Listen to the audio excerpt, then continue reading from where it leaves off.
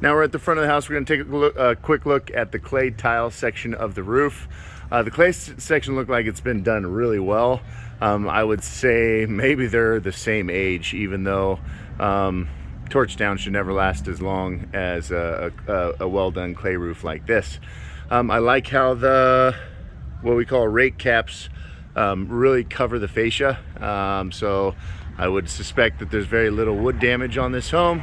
And they got a really trick ventilation system, those screened off vents underneath the soffits that allow the attic to ventilate. Let's go ahead and climb up there. Well, first things first, these gutters are junk. These are plastic gutters, and I would quickly do away with those, regardless of what else you do to this house. We've noticed a handful of broken tiles up here. That's you know, to be expected and very normal wear and tear.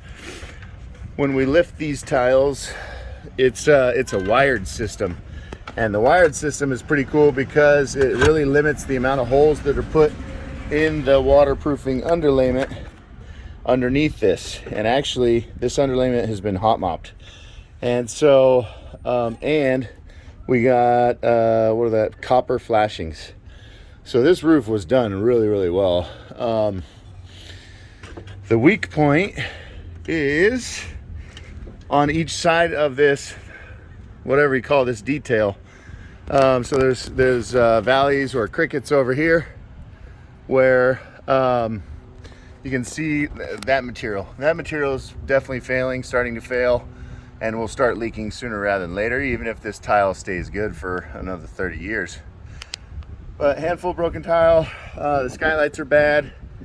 They're also, generally speaking, there's two different types of skylights. There's a curb mounted and a self-flashing, and they use the wrong ones. They use self-flashing, so they're gonna be a pain in the butt to change.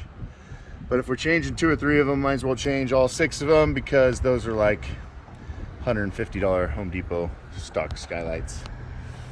So figuring out what the heck it's gonna cost to redo these valleys, a couple little minor broken tile repairs, and then definitely have to suggest re-roofing that upper section, and you get a better view of that detail around the edge. The material, the waterproofing material, wraps up and over the top of the wall and underneath all of those, so all that has to come off to redo that flat section up there, which is a bummer. It'd be a lot easier just to leave that stuff in place. 1533 Beryl Street in Pacific Beach. Found a roof access hatch in the master bedroom, and my ladder is just a little too short to get me up here, but we get a good view of what is modified bitumen torch down, and it's completely gone. 10 years past due. It's amazing that it's still keeping the majority of the water out of this house. There is that really cool 2-piece kind of faux edge around the building that will make this considerably more time consuming to surgically take those things off and put them back on after we re-roof this. We won't use torch down, we'll use TPO. Lasts longer, stands up to ponding water a lot better, and keeps the heat out of the upstairs really well.